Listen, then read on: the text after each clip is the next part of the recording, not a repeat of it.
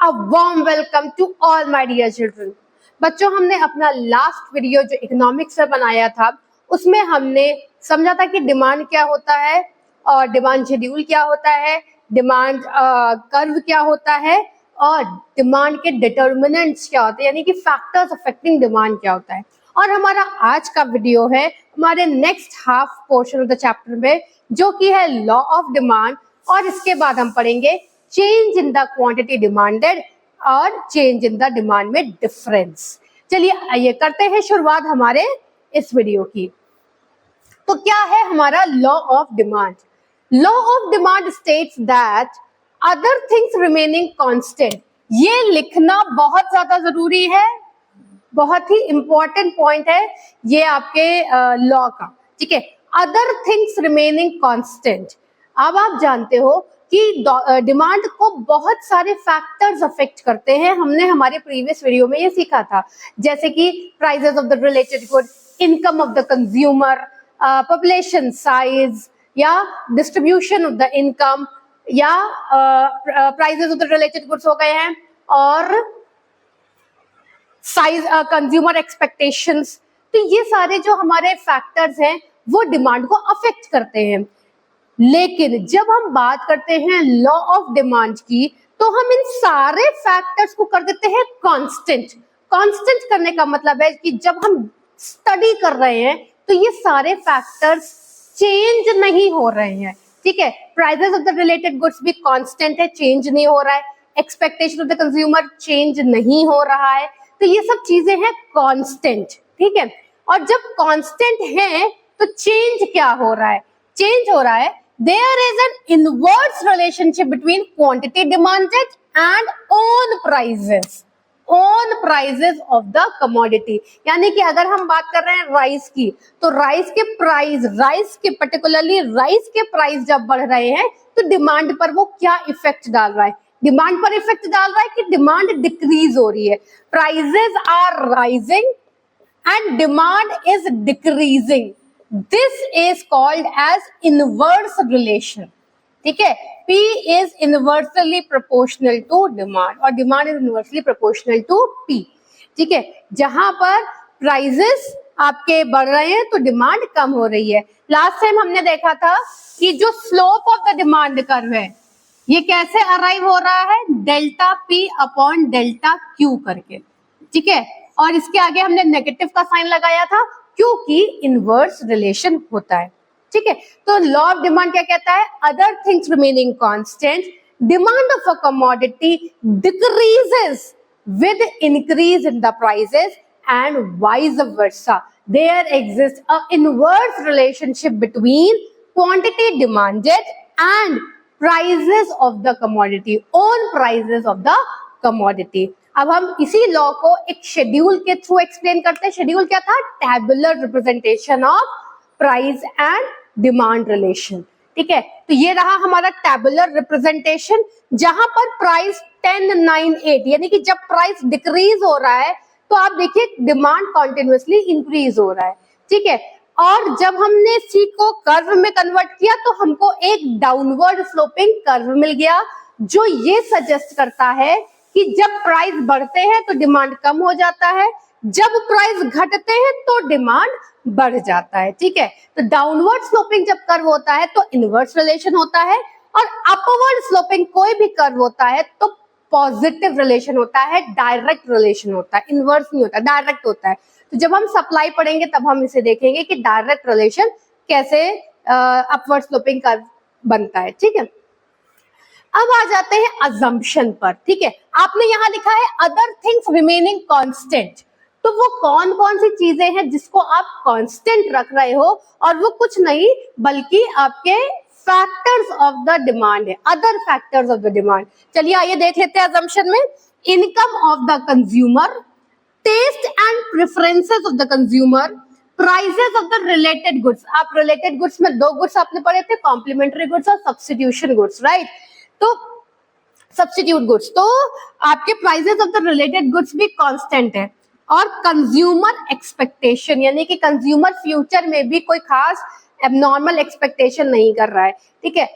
तो ये जब सारी चीजें आपकी कांस्टेंट हैं तब ये लॉ वर्क करेगा। अगर इनमें से कोई भी चीज वेरी कर गई तो ये लॉ वर्क नहीं करेगा, क्योंकि इसमें कुछ और फैक्टर्स हैं जो डिमांड को अफेक्ट करने लगेंगे।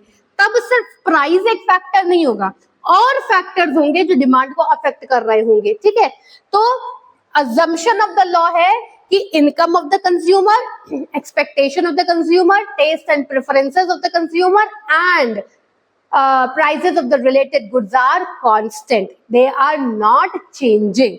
We are only studying the change in the demand when there is change in the price. ठीक है, और हमने जब ये स्टडी किया तो पता चला there is inverse relationship. Now what is more important is the explanation of the law. Why this law, how this law work, why this law work. क्यों जब ये सब कांस्टेंट है तो प्राइस का क्यों इनवर्स रिलेशन बनता है, ये हम एक्सप्लेनेशन ऑफ द लॉ है आपका। ठीक है, तो सबसे पहला है law of diminishing marginal utility. हमने हमारे फर्स्ट वीडियो जो इकोनॉमिक्स का बना था उसमें हमने ये पढ़ा था कि जैसे जैसे कंज्यूमर कंजम्पशन बढ़ाता जाता है उसकी मार्जिनल यूटिलिटी कम होती जाती है। ठीक है, तो जब मार्जिनल यूटिलिटी कम हो रही है तो कंज्यूमर डिमांड को कम कर देगा। ठीक है, तो that is the first explanation of the law. As the consumer, अब देखो जब प्राइस डिक्रीज हो रहे थे तो कंज्यूमर ने डिमांड बढ़ा दी, तो कंज्यूमर कंजम्पशन अपनी बढ़ा रहा है। लेकिन अब जैसे जैसे कंजम्पशन बढ़ रही है तो उसका जो सेटिस्फैक्शन है वो जो वांट है वो सेटिस्फाई होती जा रही थी। तो जब प्राइस बढ़ेंगे तो कंज्यूमर अपनी डिमांड को कम कर देगा। ठीक है, that is the first explanation of the law of demand, that is law of diminishing marginal utility.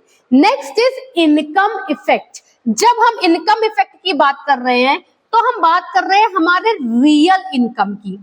ठीक है, रियल इनकम का मतलब क्या होता है, देखो बेटा क्या होता है कि ये बात हमने लास्ट वीडियो में भी समझी थी। क्या होता है कि मैंने आपको बताया था वर्ड परचेजिंग पावर। ठीक है, purchasing power is the real income. आप 100 रुपीज की जो परचेजिंग पावर आज से 4-5 साल पहले थी, वो परचेजिंग पावर अब 100 रुपीज की नहीं रह गई है। यानी कि जब आपके प्राइजेस बढ़ते हैं तो मेरी रियल इनकम कम हो जाती है। फॉर इंस्टेंस, चलो मेरे पास 1000 रुपीज है। जब 1000 रुपीज है और कोई भी एक चीज जिसकी वैल्यू 10 रुपीज पर यूनिट है तो मैं 100 यूनिट्स बाय कर सकती थी। लेकिन अगर यही प्राइस 10 के बजाय 12 पर यूनिट हो जाएगी तो क्या होगा, मेरी परचेजिंग पावर डिक्रीज कर गई, क्योंकि मेरी इनकम 1000 है तो मेरी परचेजिंग पावर डिक्रीज कर गई और मैं यूनिट अब 100 ना खरीद कर हो सकता हूं 94 खरीदूं। ठीक, तो परचेजिंग पावर और the real income decreases because of the increase in the prices. और हमने क्या पढ़ा है कि इनकम तो हमारी कांस्टेंट रहेगी, यानी कि 1000 रुपीज कांस्टेंट रहेंगे, मुझे 1000 की ही इनकम आ रही है, तो हमारी परचेजिंग पावर हो गई कम। जैसे ही हमारी परचेजिंग पावर कम हो गई हमने डिमांड ही कम कर दी। That is the second explanation. अब हम आ जाते हैं सब्स्टिट्यूशन इफेक्ट पर। सब्स्टिट्यूट गुड्स वो गुड्स होते हैं जो एक की जगह आप दूसरे का इस्तेमाल कर सकते हैं, which can be used in place of other. Tea, coffee are substitute goods.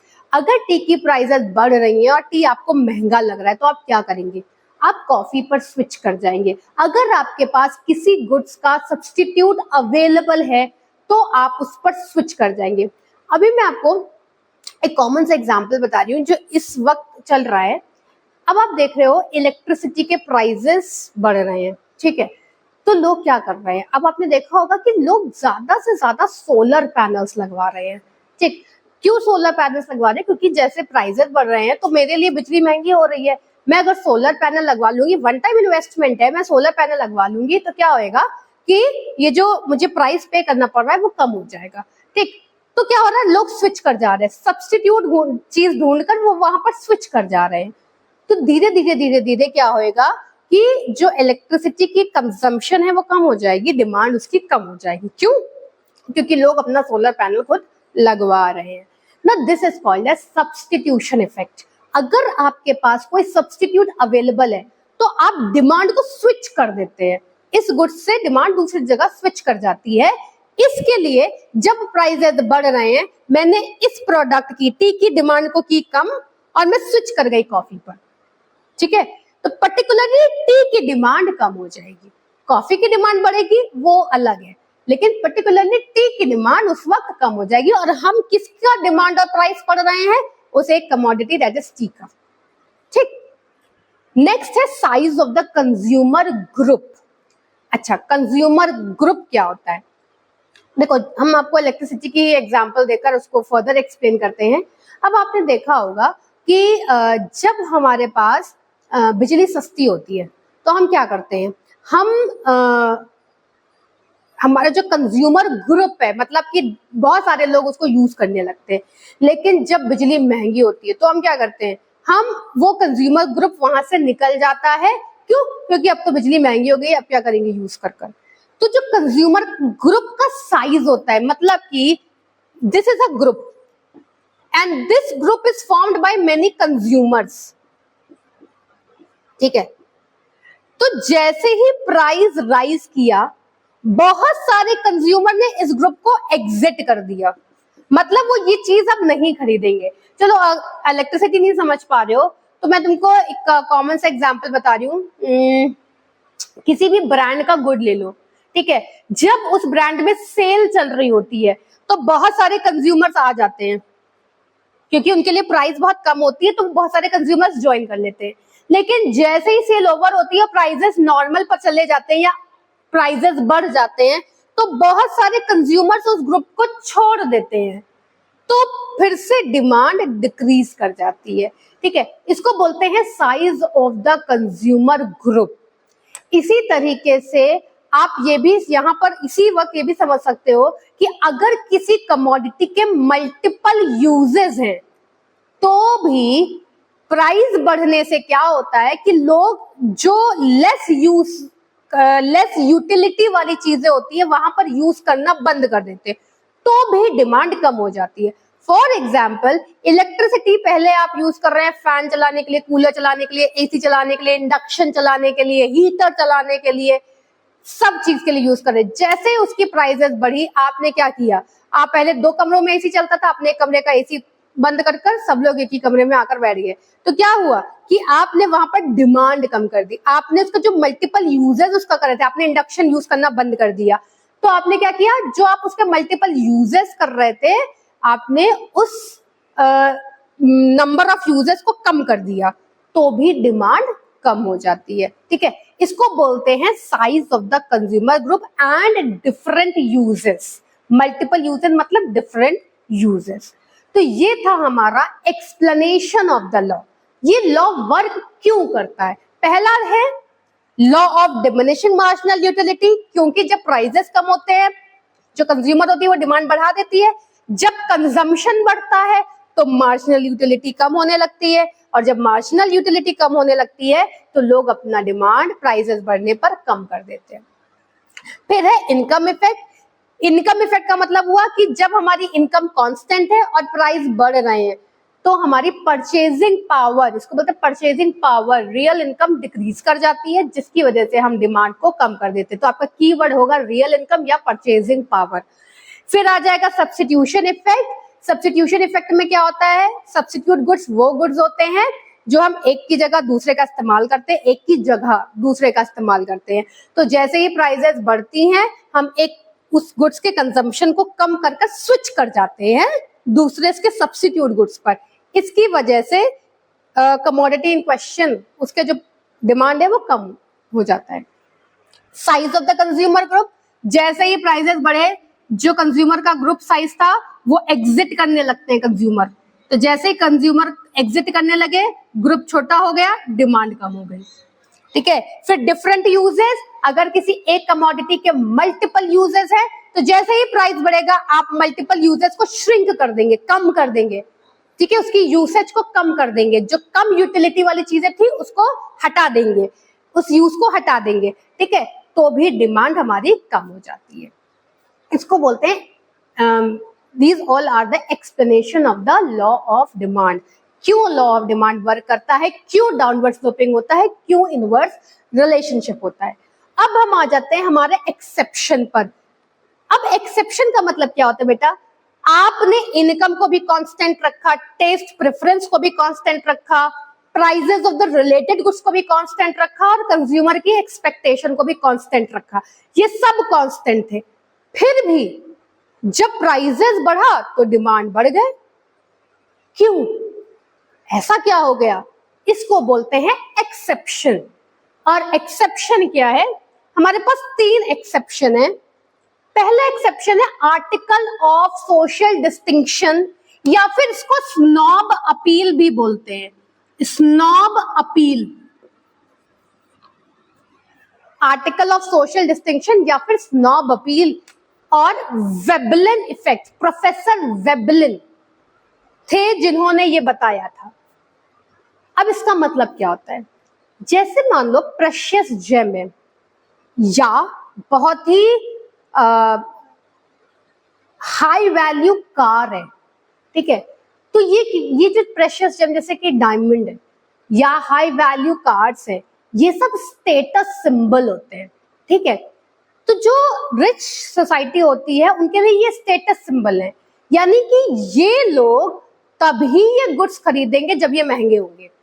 Diamond अगर सस्ता हो गया तो वो लोग नहीं बाय करेंगे, क्योंकि भाई डायमंड तो फिर सब पहनने लगेगा, तो रिच पीपल और पुअर पीपल में फर्क ही क्या रह जाएगा। तो इसके लिए जब चीजें महंगी होती हैं ये लोग तभी खरीदते हैं, क्योंकि ये उनका स्टेटस सिंबल होता है, ठीक। तो आर्टिकल ऑफ सोशल डिस्टिंक्शन या स्नॉब अपील या स्टेटस सिंबल वेबलिन इफेक्ट कहलाता है। प्रोफेसर वेबलिन ने बताया था कि अगर कोई कमोडिटी है वो प्रेशियस है या high value commodity, very high value commodity, तो वो स्टेटस सिंबल की तरह एक्ट करती है, इसलिए लोग उसे तब डिमांड ज्यादा करेंगे जब उसका प्राइस ज्यादा होगा, यानी कि हाई प्राइसेस पर उसका डिमांड बढ़ेगा। क्यों, क्योंकि वो मेरे स्टेटस सिंबल है, ठीक है। मुझे अमीर में तभी पता, मतलब तभी लगूंगा जब मैं उस गुड्स को खरीदूंगा, ठीक है। एक वक्त था कि एप्पल का आईफोन भी स्टेटस सिंबल था। नेक्स्ट इज गिफन गुड्स, इसको प्रोफेसर गिफन लेकर आए थे और इसको गिफन पैराडॉक्स भी कहा जाता है। इसका क्या मतलब है, अगर आपको याद हो तो मैंने आपको बताया था इनकम इफेक्ट में, income there are 2 types of goods, one is normal goods and other is Giffen good, ठीक है।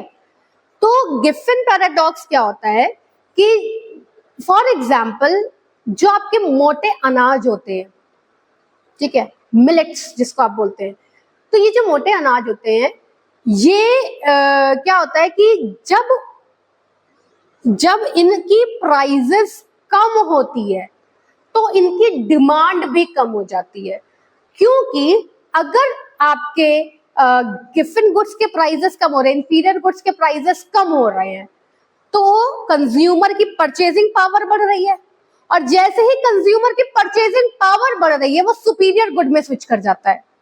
यानी कि मिलेट्स के प्राइसेस कम हो रहे हैं, मेरी परचेजिंग पावर बढ़ रही है, मैं चाहती तो मिलेट खरीद सकती थी लेकिन मैं नहीं खरीदूंगी क्योंकि वो इंफीरियर गुड्स है। अगर मेरी परचेजिंग पावर बढ़ रही है तो मैं सुपीरियर गुड में जाऊंगी, मैं व्हीट पर चली जाऊंगी, ठीक है।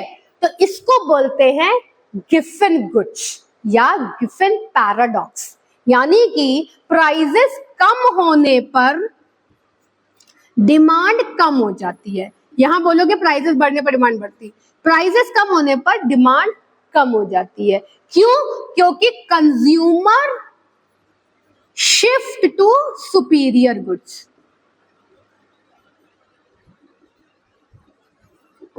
This is called as Giffen goods या गिफन पैराडॉक्स। बहुत इंपॉर्टेंट है ये दोनों एक्सेप्शन।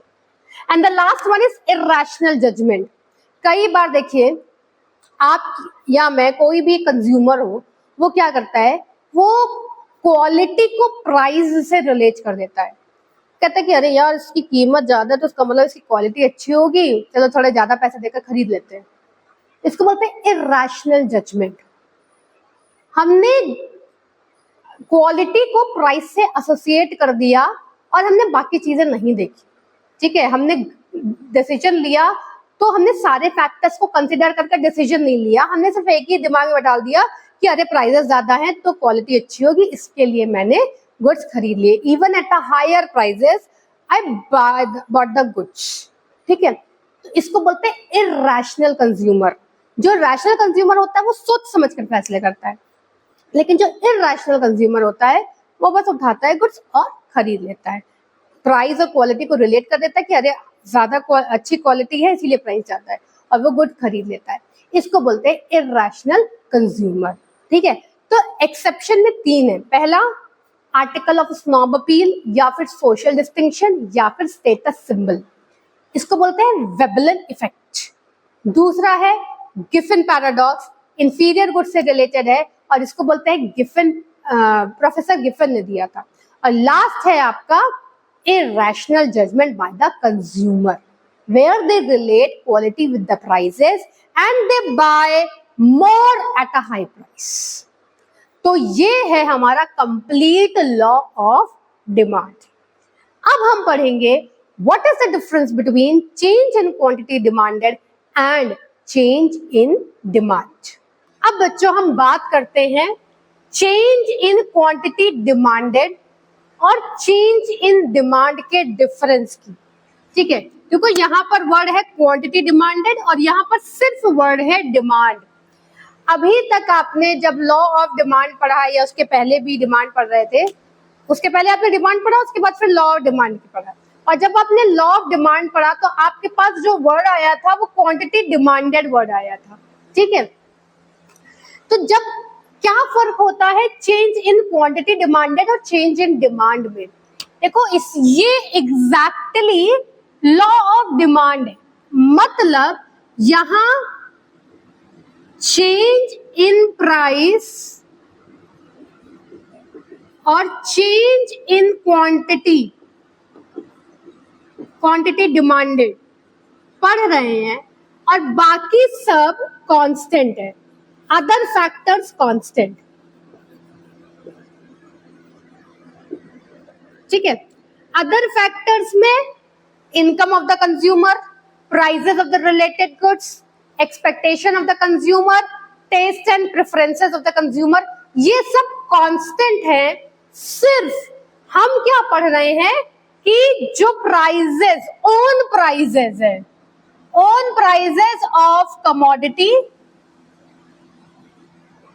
और डिमांड का, उसी के डिमांड का रिलेशन पढ़ रहे हैं, जो कि एग्जैक्टली है लॉ ऑफ डिमांड।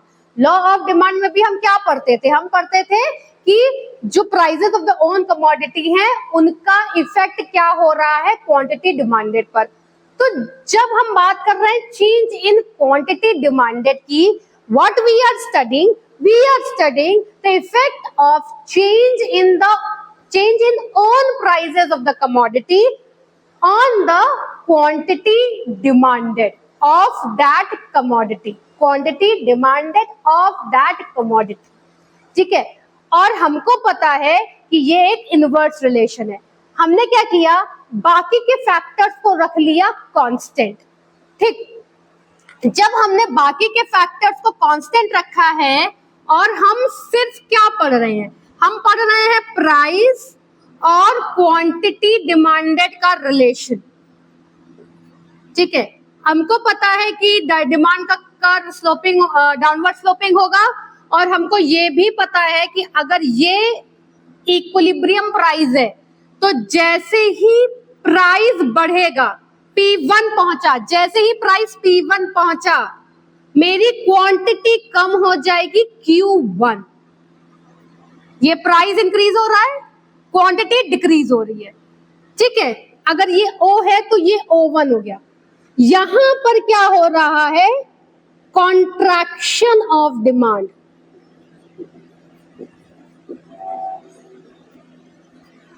क्योंकि क्वांटिटी कम हो रही है, डिमांड कर्व वही है, डिमांड कर्व में कॉन्ट्रैक्शन हो रहा है।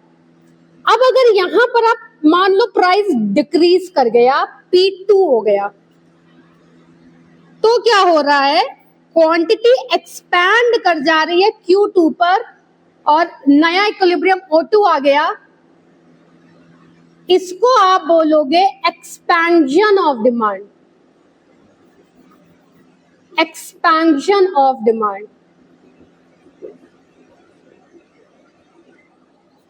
ठीक है, डिमांड का वही है ना, केवल क्या हो रहा है, प्राइसेस जब बढ़ रहे हैं तो क्वांटिटी कम हो रही है, तो इक्विलिब्रियम जो बन रहा है वो ऊपर शिफ्ट कर जा रहा है, कॉन्ट्रैक्ट कर जा रहा है। जैसे ही प्राइस डिक्रीज हो रहे हैं, क्वांटिटी इंक्रीज कर जा रही है, तो इक्विलिब्रियम नीचे शिफ्ट होकर एक्सपैंड कर जा रहा है। ठीक है, तो इसमें क्या हम पढ़ते हैं, contraction of demand and expansion of demand. ठीक, और अब ध्यान से देखो बेटा, इसमें एक ही डिमांड कर्व में ऊपर या नीचे हो रहा है, इसको बोलोगे आप मूवमेंट अलोंग डिमांड कर्व।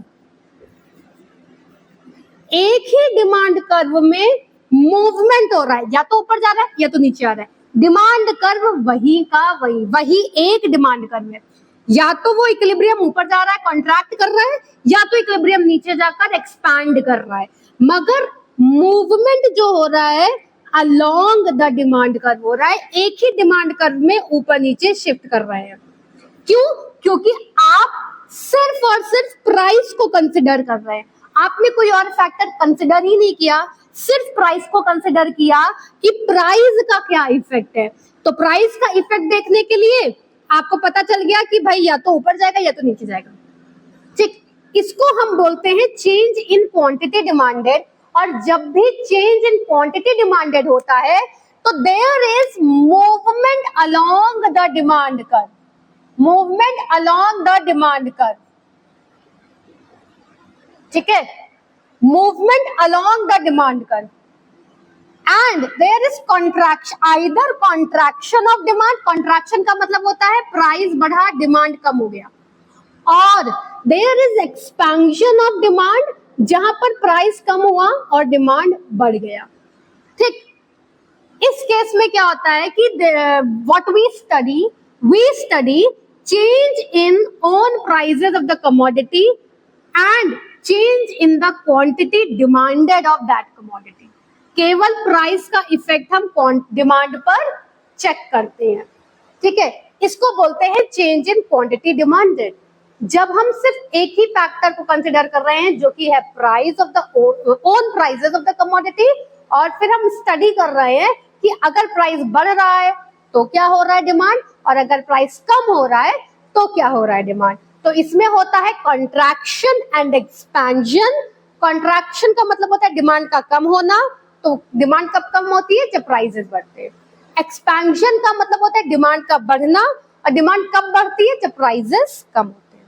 ठीक, and it is called as movement along the demand curve, क्योंकि एक ही डिमांड कर्व है और उसमें ऊपर और नीचे मूवमेंट हो रहा है बस। ठीक, अब हम आते हैं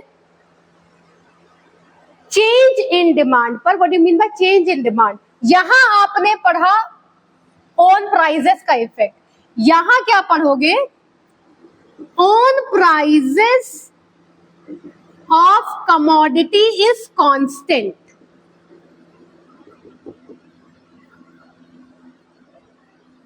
What you are studying the effect of change in other factors on demand, quantity demanded नहीं, ऑन डिमांड। यानी कि जब अदर फैक्टर्स बढ़ रहे हैं तो डिमांड पर क्या इफेक्ट पड़ रहा है, लेकिन प्राइस कांस्टेंट है। अब आप जब इसका कर्व देखोगे तो देखो ये प्राइस है और ये क्वांटिटी डिमांडेड थी। ठीक है, अब प्राइस कांस्टेंट है, पहले क्वांटिटी ये थी, प्राइस कांस्टेंट है, लेकिन अदर फैक्टर्स चेंज होने की वजह से क्वांटिटी डिक्रीज कर गई। तो एक डिमांड कर्व ये बना, भाई डिमांड कर्व तो प्राइस से ही बनेगा, तो एक डिमांड कर्व ये बन गया, एक डिमांड कर्व ये बन गया D1।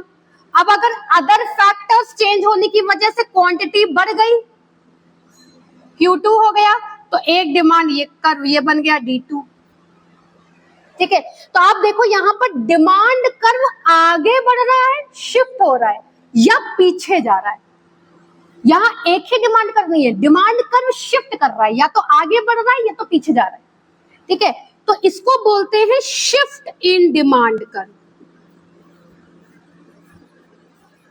और यहां पर प्राइस तो कांस्टेंट है, तो अगर क्वांटिटी इंक्रीज कर रही है तो उसको बोलते हैं इंक्रीज इन डिमांड, उसको एक्सपेंशन नहीं बोलते क्योंकि प्राइस कांस्टेंट है। और अगर क्वांटिटी कम हो रही है तो डिक्रीज इन डिमांड, यानी कि इसमें आ जाता है इंक्रीज और डिक्रीज। ठीक है, इसमें आ जाता है इंक्रीज और डिक्रीज, ये है आपका इंक्रीज और ये है आपका डिक्रीज। आया?